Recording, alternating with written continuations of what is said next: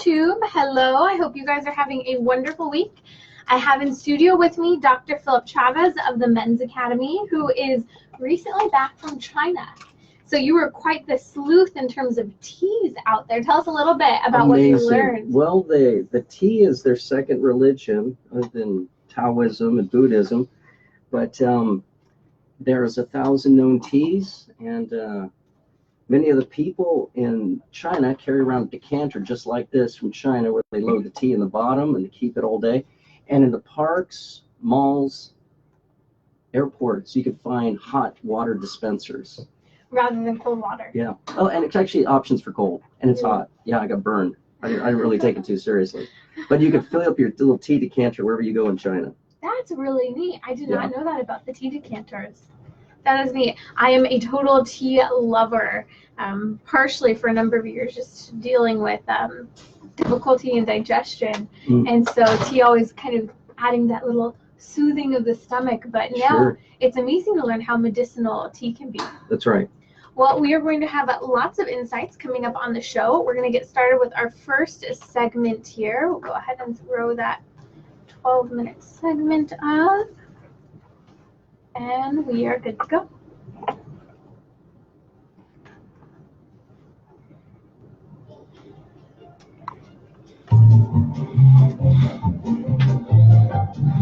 You're listening to Trending with Timmerie, offering an eternal perspective on today's hottest topics. National speaker Timmerie Millington has been a passionate advocate for life as long as she can remember, helping Gen X through Z answer the call to true feminism and authentic manhood. Timmerie holds a master's degree in biblical theology, and she covers this week's hottest stories.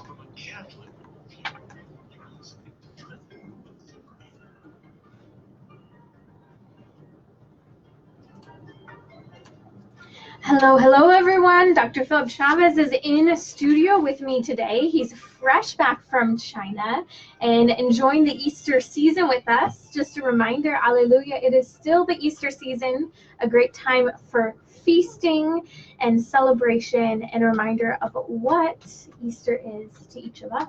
That's right. Yeah, it's a hope and the will of the church that we do take this period of time and do what we need to do to celebrate the season. And certainly the Sundays following Easter are the sacred Sundays of the year. But yeah, we're supposed to hopefully follow the power and reap the benefits of the resurrection more intensely at this time. Yeah. We'll be talking today a little bit about marriage and marriage's redemptive suffering, challenges within marriage. We'll be talking about how Uber has recently fired a driver for a surprising reason, so don't go away to find out what that is. Also, Teen Vogue has put out an article that is making its rounds among young people, and that is, quote, sex work is real work. Be sure to stay tuned because there are lots of comments coming out from Teen Vogue that are very influential and pushing forward a political ideology.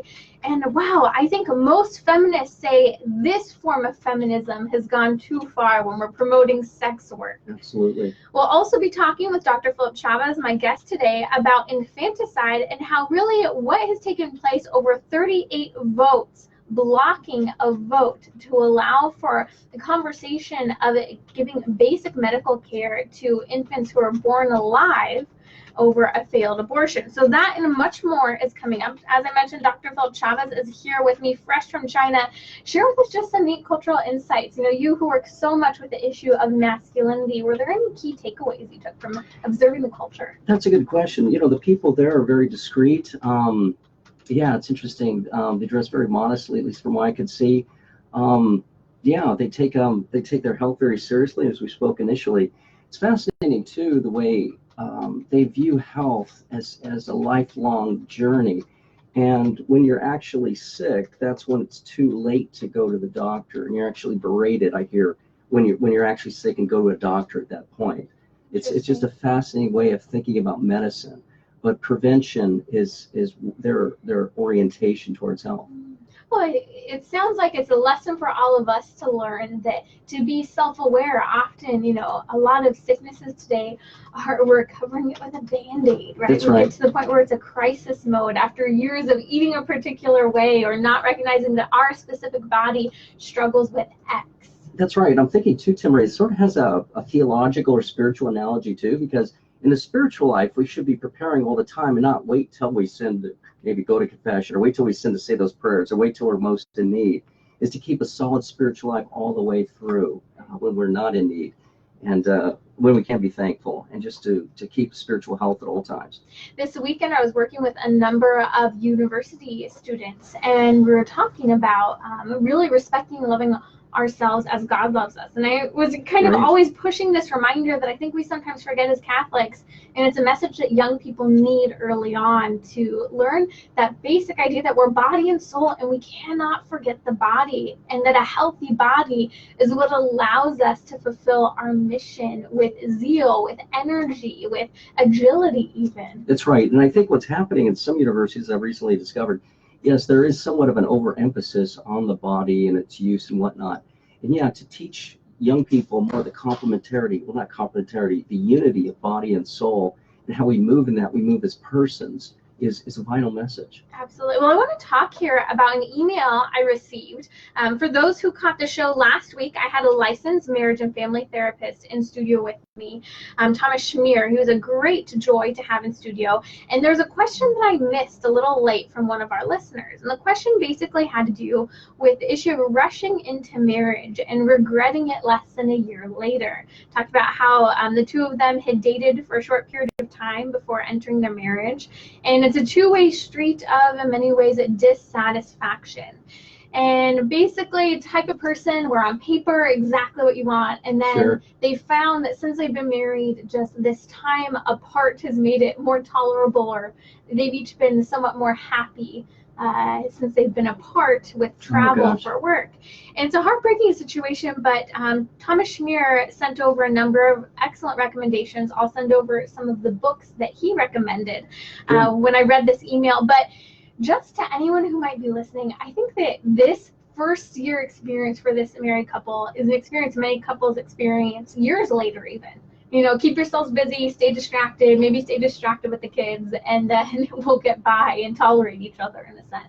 That's right. You know, maybe analogous, it's almost like boot camp in the military or Hell Week in football, you know. So oftentimes those initial stages are the hardest to in some way surmount. You know, when you brought that to me, Timmerie, first thing I did, I started praying about the situation for that particular couple. Absolutely. I don't know their names, and certainly for these situations, I don't want to necessarily say the obvious, but prayer is most important.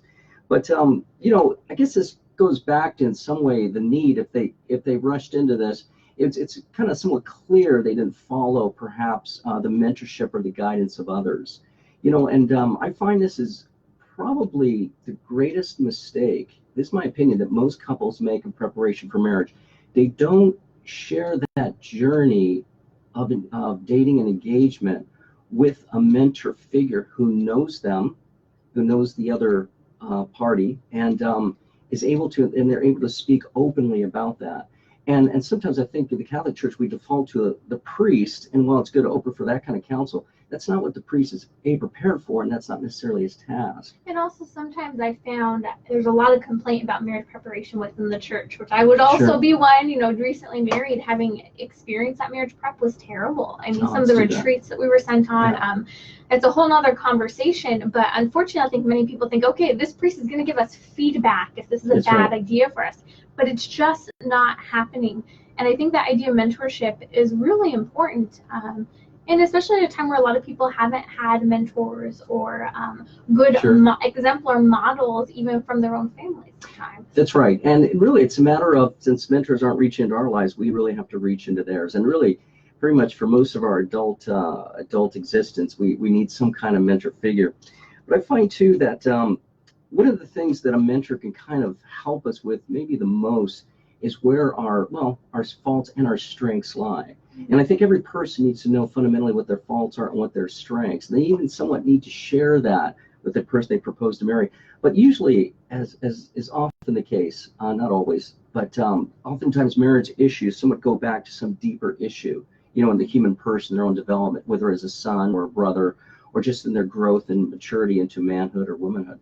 Absolutely. And so there's ideas. Thomas Schmier also recommended the possibility of counseling. But I will send out some of the links that he recommended in books. But here are a couple of suggestions I would make.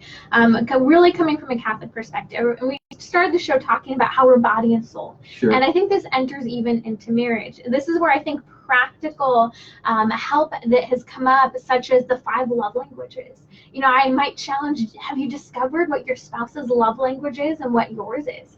And I say that because sometimes we have to, rather than turning in on ourselves, even in friendships, family relationships, whatever it might be, learn to love the other person for who they are, not what you want from them, not what you expect, but love them where they're at. And so my challenge would be, love your spouse, discover what their love language. You can go online and take the 5 love languages test, find an article if you're not going to read the full book, you know, verbal affirmation, acts of service. Basically what this program really has shown is that sometimes people need to be loved in a very specific way, and you might be loving someone with constant verbal affirmation, but there's someone who needs quality time. And so while you might be loving them in the way that you feel is adequate, their, you know, love tank essentially is empty because they're not being loved in the way that they need.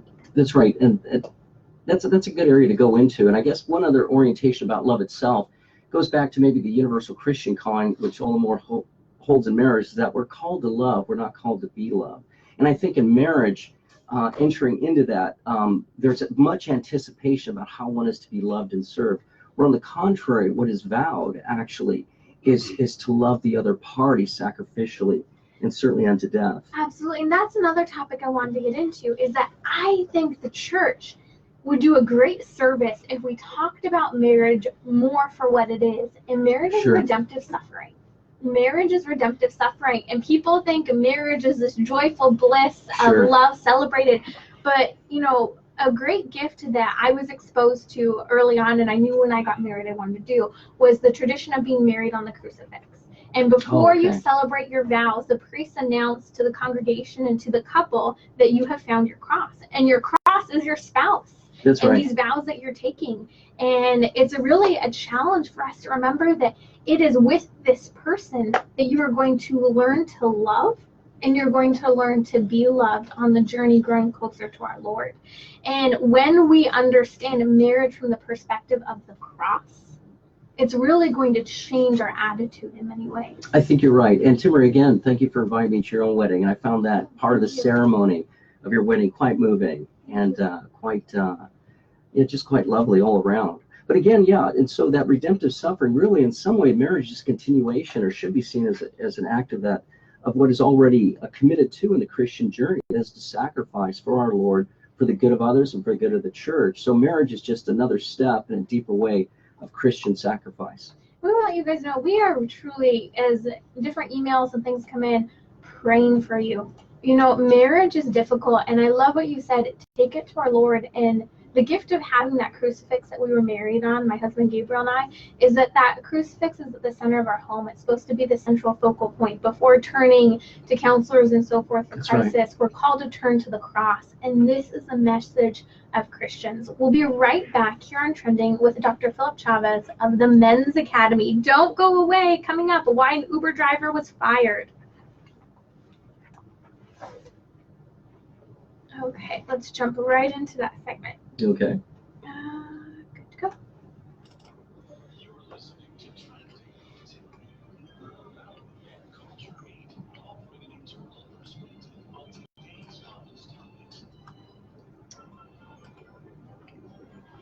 Is there something going on in your life, a current trend, a shocking article, a new course you're taking in school, or a new policy at work that you would like to hear us discuss on Trending? Send it over to us. You can head over to radiotrending.com, head over to the contact page, send us your thoughts, feedback, what you might enjoy about the show or want to hear discussed. We'd love to hear from you guys. In the meantime, coming up a little later in the show, we're going to be talking about infanticide and the continued battle state to state and even within the overall government, looking at how do we treat the issue of babies who were born alive. So don't go away. Very important, because we have a challenge for you. We're getting ready to go into an election year, and we need to be aware of where people stand on these issues. That's right. In the meantime, Dr. Phillip Chavez is here in studio with me, and we're going to talk a little bit about this Uber driver who was fired. Right. So you heard about this. Tell us what happened. Well, as I understand it, yes, he picked up a woman, and given the address, he had a suspicion that she was on her way to abortion. And initially, he started asking her. He started kind of moving into ask. I forget the exact question he asked her to initially. And of course, I think she denied it. But then, as he pursued it, she eventually gave in and conceded that that's where she was headed. And I guess what I found very admirable. I mean, he was doing what he could to talk this woman out of it. And when he saw that she couldn't be talked out of it, well, he said, well, I'll drive you back home, or I'll drive you where else you need to go. But I really don't want to drive you there. It's heartbreaking for this woman just seeing a situation. She's so upset. She contacted Uber, and the Uber driver has been fired, and she's considering what legal course she will take moving forward against this man who refused to drive her to the abortion clinic. Now, it's interesting, a little more context. The woman had been trying to obtain an abortion appointment at a local Planned Parenthood. She couldn't, and so she was being transported, because she didn't have a car, to an abortion clinic about an hour away. Okay. And so they really only made it halfway through the drive, and she was very distraught because she said, I don't know how this person knew I was going to see an abortionist, because it just said the name of the doctor and the address. Now, what's interesting to me is, the woman seems like she was a little creeped out by how he figured it out. My gut is saying he somehow knew this place was an abortion facility, or often, if you've ever been in the car with a Lyft or Uber driver, you notice that they might use multiple map systems to get you to where you're going. I'm wondering, it could have just been one thing. You finally pull up the location, it happens to show based on the address some of the services there. Or maybe that's where someone he knew had an abortion, because this is what happened in the car. He started talking to the woman and shared with her essentially that about his wife's pregnancy, from what we understand, and it sounds like his wife at one point might have had an abortion, or someone else he knew, and he was talking about how the abortion clinic really doesn't tell you any details. He shares with the woman, the pregnant woman, how terrible abortion is, and again, that just the clinics are not truthful.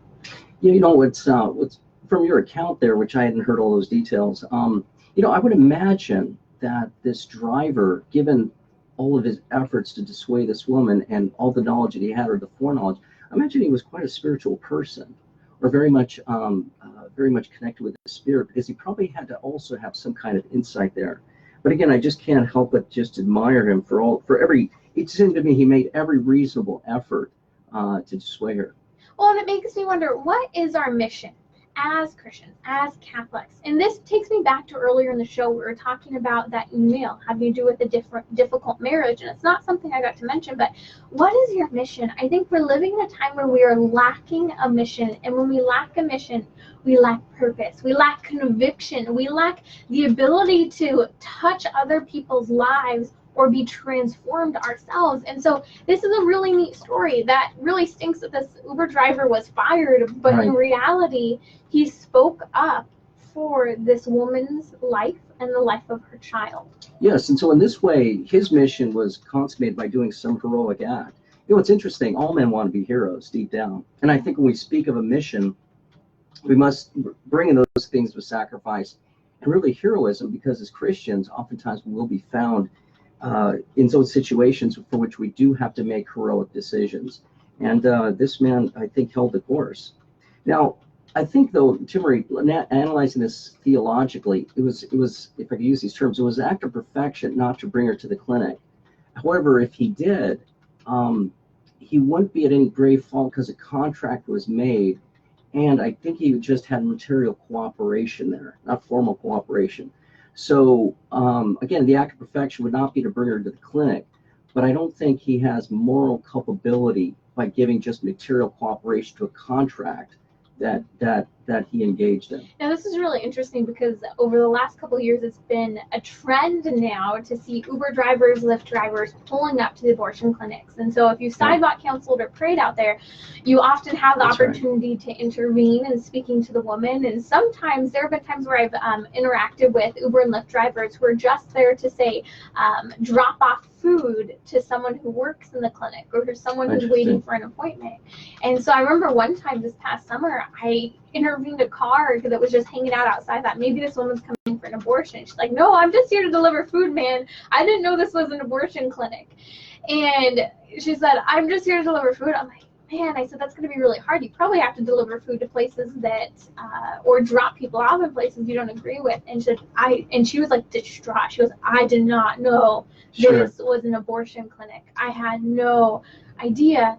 But it's heartbreaking because so many women are just using this simple, modern day version of a taxi service to be dropped off in an abortion clinic. And I just think how heartbreaking that yet again, these women are coming from such a broken and lonely place when they enter that abortion clinic. That's right. And of course, that's maybe it's just understood that, they've been abandoned in some way when they have to take recourse to an Uber driver. Of course, maybe even better if their family and friends and spouse or whatnot refuse to take them. Well, maybe that's a good sign in that sense. But they're just in a difficult situation because they engage in a contract for which they have no real control. Mm-hmm. So there is a certain surrender to circumstances, which is unfortunate when they do find themselves in these more difficult situations. And it's a call to the Christian life. As you mentioned before, his culpability if he drove her to the abortion clinic. He didn't know it was, That's right. It's different. It's not. But like you said, the perfect action was for him That's right. to not take her to the clinic. I really hope everyone looks at this story, and yes, there were negative consequences for this driver, and I'll be interested to see if he comes out sharing more of his story down the road. But there are always consequences when we speak up for what is true.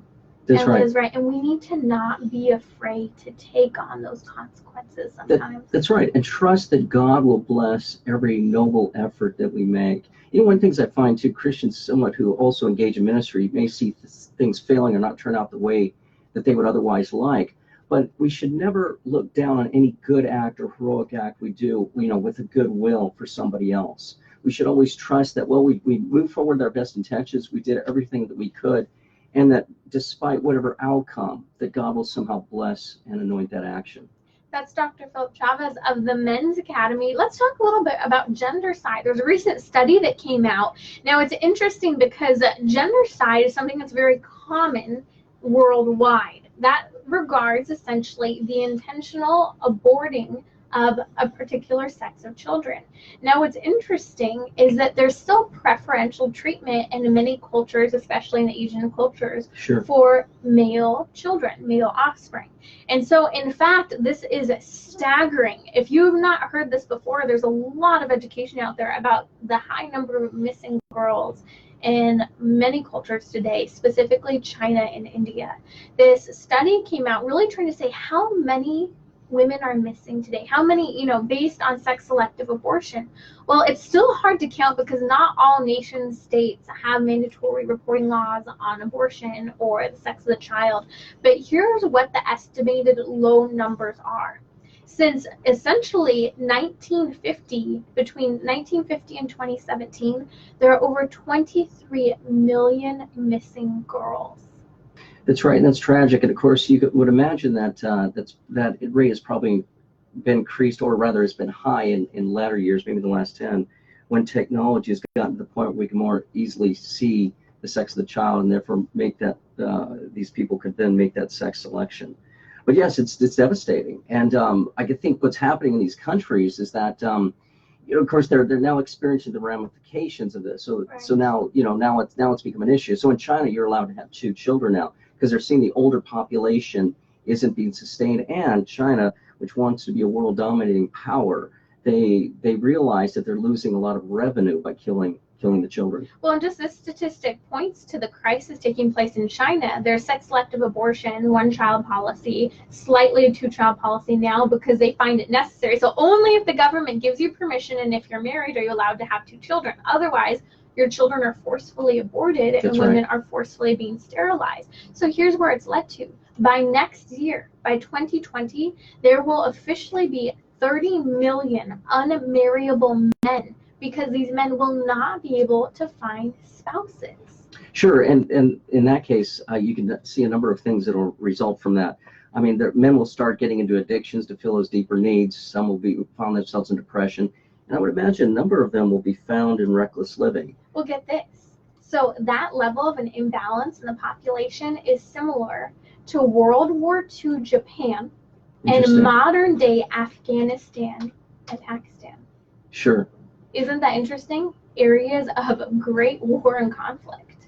Interesting. And lack of mission for men might point to something more serious than barbarism. That's right. And so, yes, with less men getting married, those men will probably enter in the army and other ways they could serve their country for maybe perhaps not so good a purpose. Well, my question is, where is feminism in all of this? Where are the pro-feminists, the privileged individuals of the United States of America speaking up for women who are forcefully aborting their children? I mean, just look at China.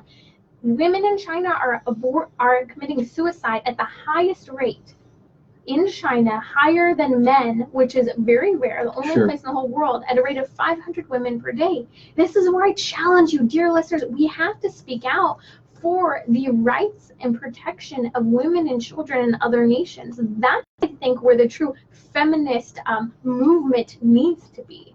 That's right. And what will inevitably happen is there will be consequence abuse from that. Sorry, I should have warned you at the time. I should have been looking. Snuck up on us quick. Okay, let's go ahead and transition right into our third segment. Good to go.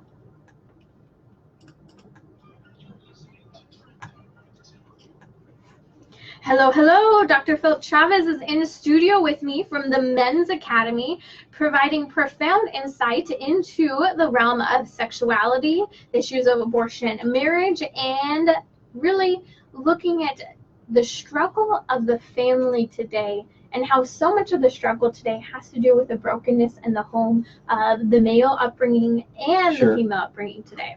So Dr. Chavez, where can people find you online? They can find me at themensacademy.org. And if they want to look more carefully at my content, they could go to my podcast link. There's a number of podcasts that can be downloaded for free, and which will explain much of what I do and many different elements of masculinity and femininity as well. Wonderful. So there was recently an article that came out by Teen Vogue. This is the second week in a row we've been talking about Teen Vogue. If it's not any indicator to parents, this is probably isn't a good teenage website to be going down. That being said, Teen Vogue just points to some of the same exact trends we're seeing within the high school, university systems even. So here's the article title: Sex Work is Real Work. It's written by a medical doctor whose practice is based out of South Africa. And basically, she's advocating for sex workers to receive a number of rights and protections. And she's trying to argue essentially that where there are arrests and legal ramifications for sex workers, that there's an increase in sexually transmitted diseases, violence, etc. Okay, let's just pause for a second here, because we've got to make this really, really clear. If sex work is illegal, when the police come in and bring about legal ramifications, all of a sudden that what is underground and hidden is going to be exposed. Right? That's right. It's made legal, So you'll see higher levels of STD education having to do with sex workers, higher numbers of all sorts of statistics. Sex trafficking, Sex trafficking. So here's the idea. Here's the claim that legal regulation creates safety for sex workers. But here's the reality. Legal regulation prevents intervention from the very people who would be helping men and women out of sex work. Not only that, where there is intervention, there is an exposure, like I said, of abuse, HIV, STDs, and so forth. So legal victimization and silencing is what we would be advocating for if you want to create regulations and safety, supposedly, by making it legal to be a sex worker. Like, how does A plus B equal C here for them? Sure. And, you know, of course, what we're talking about, too, is the legalization of an act against something so sacred. And the more sacred something is violated, the greater the universality will be its negative effects. And you just named a number of them. But again, you know, it would be the degradation of women, the loss of respect for women in the family, more infidelity on behalf of men. I mean, the effects would just be enormous. And this isn't a rare thing. I was just talking to a young person who's a student at USD in the law program, and they just had sex workers come in to talk about the importance of sex workers' rights. I mean, this isn't something that's just a Teen Vogue article of an agenda being pushed. These agendas are being pushed on the university campuses all over the nation. Yeah, it's all these things are very sad. Of course, again, we have to repeat, there's no such thing as rights in this case. You know, we only have rights when there's a concomitant or correlative duty to something.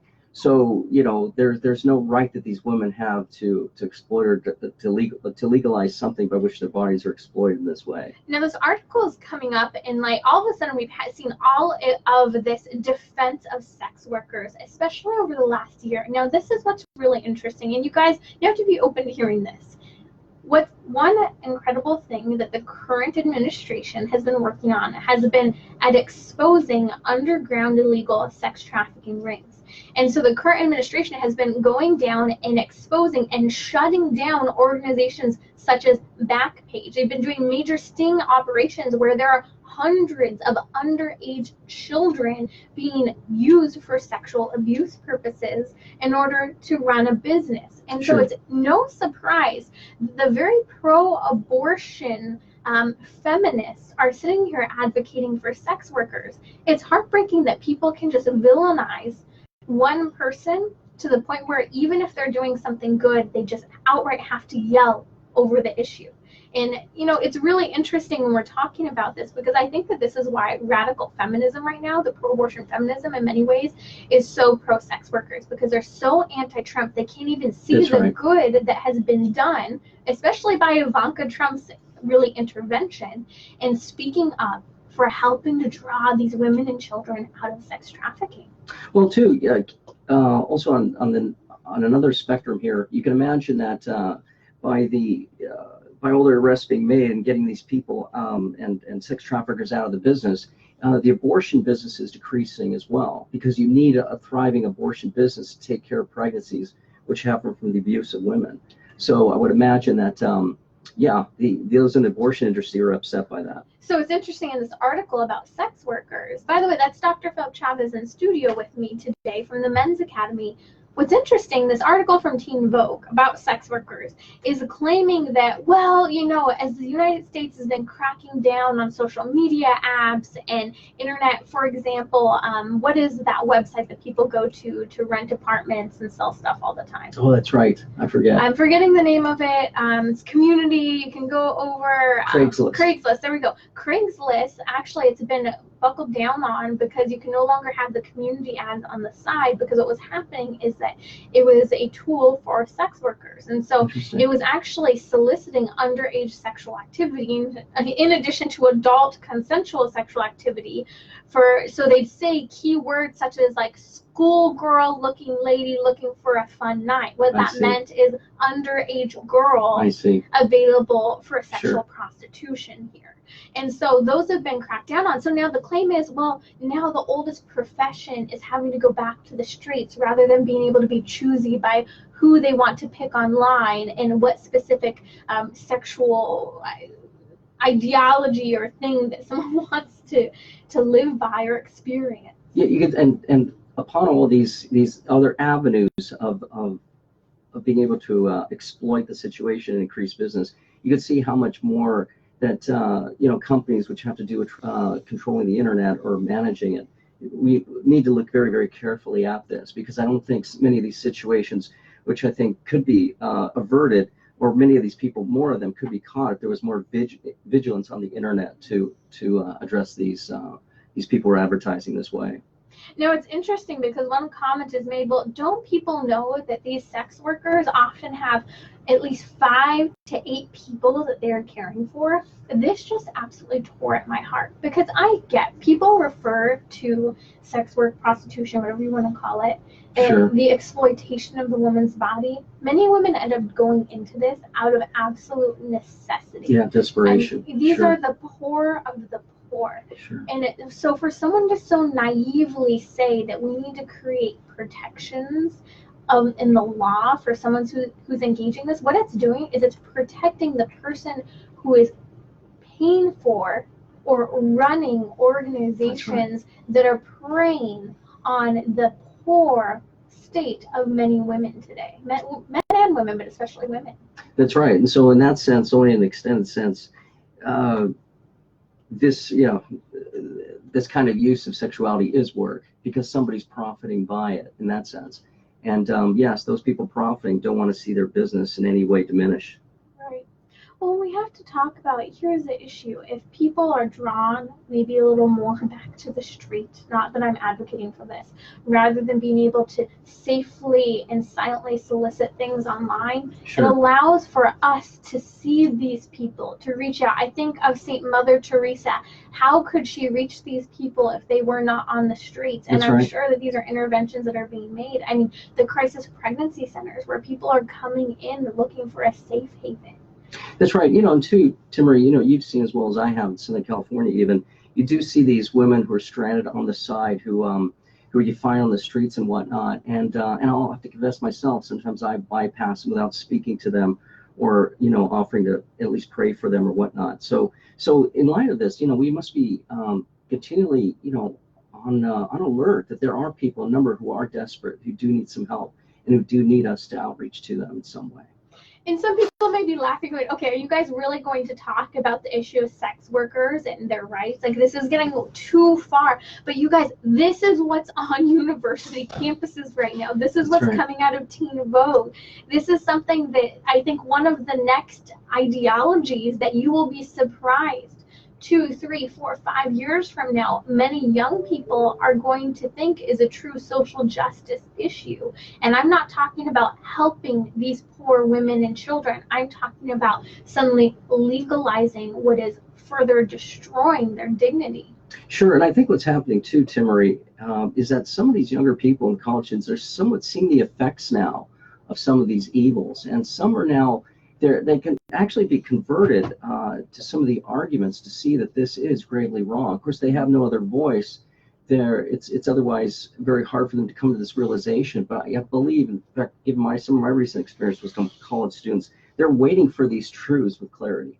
Absolutely. And I think that many of them, when they're hearing this, it's too far. But a few years from now, as it's constantly being exposed to them, I think you're going to see just like abortion, just like contraception. Sure. I think initially the society was moral enough to understand, oh, this is wrong.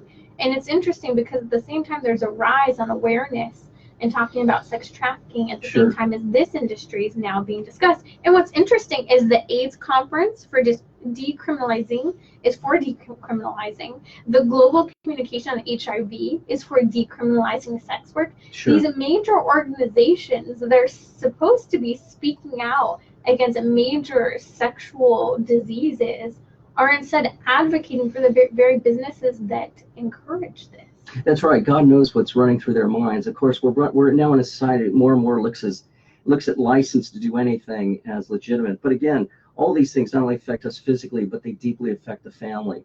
For in virtue of which there is no right to, for sex workers, because there's no duty for that, and it's incumbent upon the state to protect the family, and therefore to continue to criminalize such activity. And I think a reminder, it's a responsibility of us to protect the family. That's right. To speak out against these policies, to speak up for women who are truly being harmed through such horrible ideologies. Okay, let's go ahead. Transition right. Okay. Okay. We are ready to go into this last segment.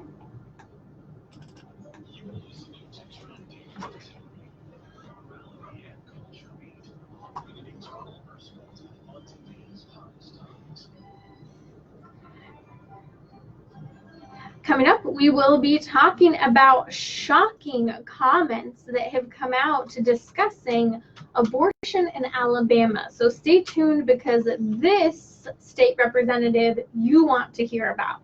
In the meantime, I have Dr. Phillip Chavez in the studio of the Men's Academy. Do you have any events going on with the Men's Academy? Let's see.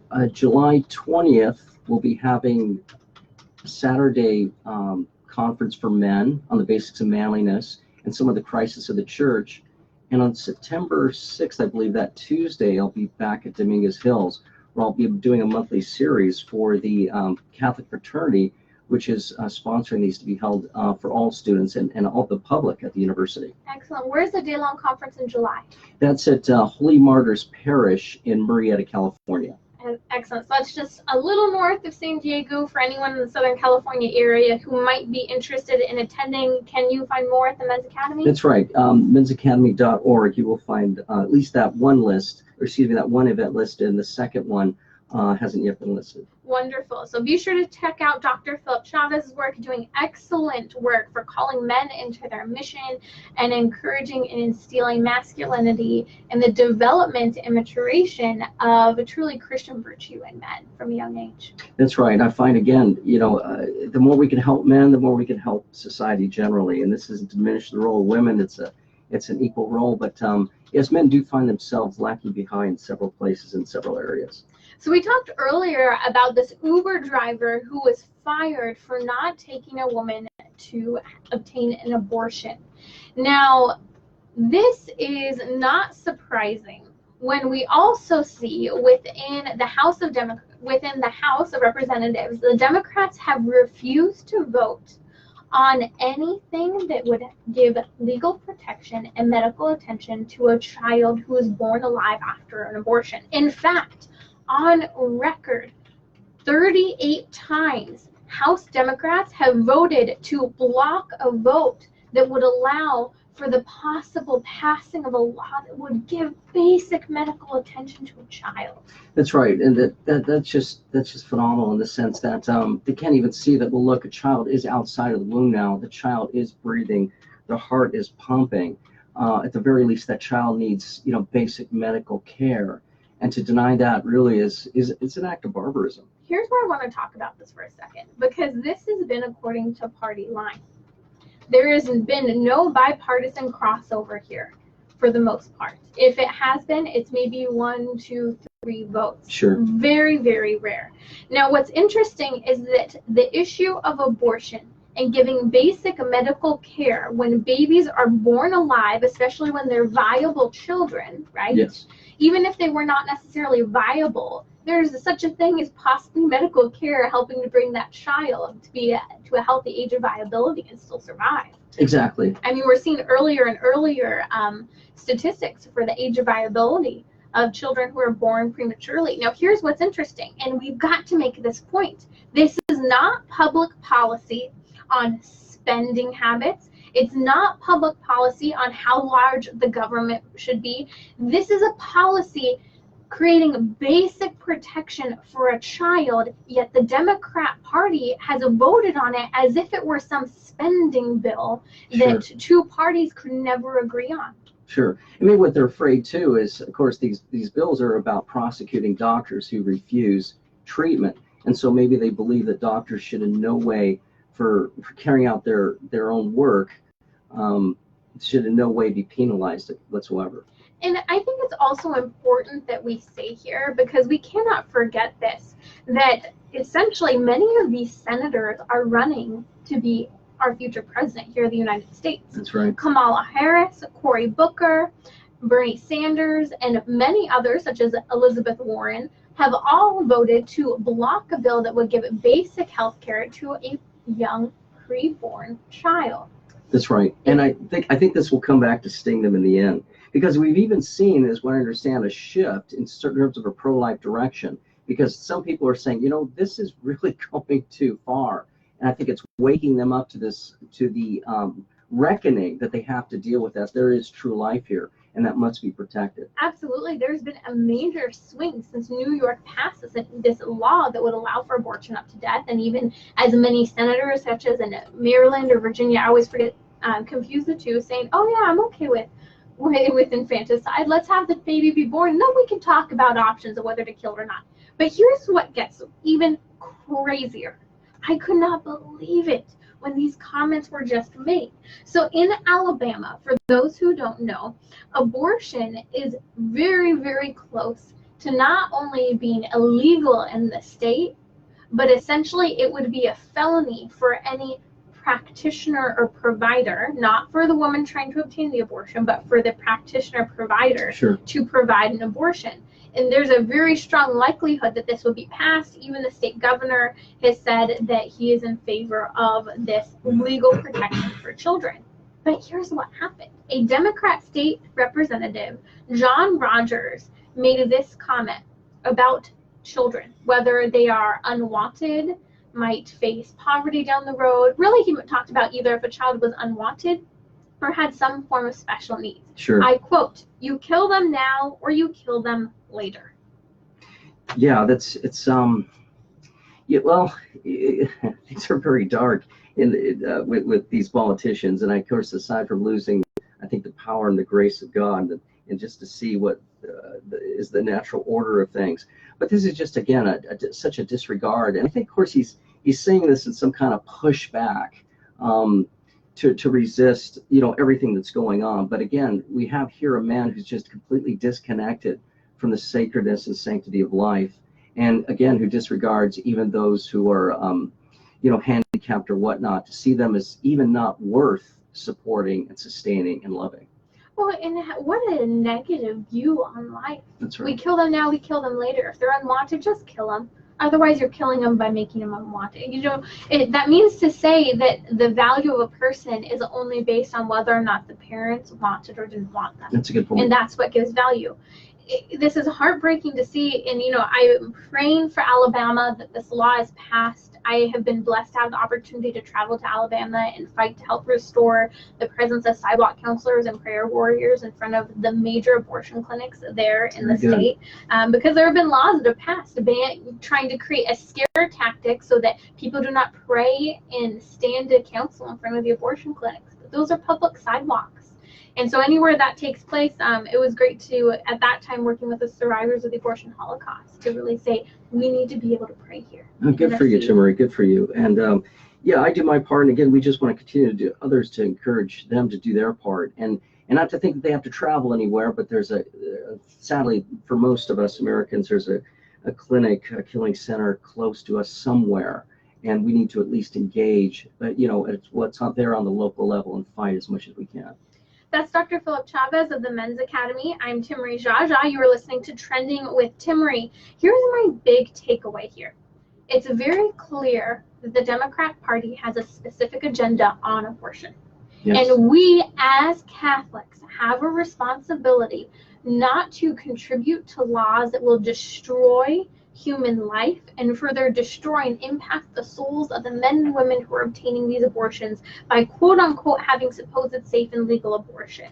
In addition to that, this is something obvious for you and I to stand for. Sure. To stand for the legal protection of children and women against this radical ideology of abortion. Right, and it's nice to know too, Timmerie. I think those who do start to get engaged, they will find themselves more resources, more people involved than years past, and so there's a number of reasons to be encouraged, and that hearts and minds are changed. And the very fact is, when you are in front of an abortion clinic holding a sign, what Planned Parenthood doesn't want you to know is you are making a difference. And of course, clergy, I hear too, if there's a man out there with the Roman collar out, that averts more than half abortions that are scheduled that day. So people drive right by and you never know. Yeah. So again, to encourage people to go out there, that you do make a difference with your prayers. Those prayers have power, and they are turning women away from killing their children. Here's a fear for those who know or who have participated in. There's 40 Days for Life campaigns that take place twice a year at abortion clinics if someone's willing to step up and organize it. But there is no 40 Days for Life campaign going on right now. So what happens is often the presence of the faithful depletes when there's no 40 Days for Life campaign going. We need you out there. I was just talking to a couple of people recently, and they're sharing with me, they have all this additional time in their schedule right now. They're searching, vocation, what am I supposed to do? And I just thought, well, it's 1 hour. Do you ever go and pray in front of the abortion clinic? Oh, no, I don't feel called to that. That's not my mission. Okay, I'm not asking you to go full-blown, full-time work into pro-life work. But if you have time right now, I cannot imagine if I stood before God one day and said, I was really bored for that period of time. I had all this additional time. And he looked at me and said, but what about my children 5 minutes away that were being aborted? You knew they were there. Why didn't you go stand in front of that building and pray? That's right, and it seems to me the duty to do so is so incumbent upon all of us, Christians and non-Christians alike. So I think it's best to encourage people if they can at least fix a certain hour. I find that if we sometimes leave this too much open, we oftentimes won't go to the clinics. I mean, because they're in operation many from 9 to 5, and at least some churches have certain scheduled times. And I think it's good when we're there at the times that are not scheduled. But I think it's important for people, especially when they first start out, to commit to a certain hour each week. Absolutely. Make the commitment. Get out there. Maybe it's one Saturday a month for an hour. Maybe, it's before you get into everything on Saturday morning, before your kids wake up. Maybe you take them. It's a great lesson for your children to know that we make sacrifices on the weekends to stand for injustices. That's right. And when people see those children driving by, it makes a big impact. That's right, and also too, you don't only help save lives, but you move clinic workers, you move their hearts, you move those people driving alongside the way, and most will give you a good honk and affirmation. So there's so many people who can be touched by your simple presence. So a reminder, what is your mission? What are you willing to commit your life to and take responsibility for? Excellent. Okay, first episode down. I hope you guys are having a wonderful week. We will be back in just a little bit here.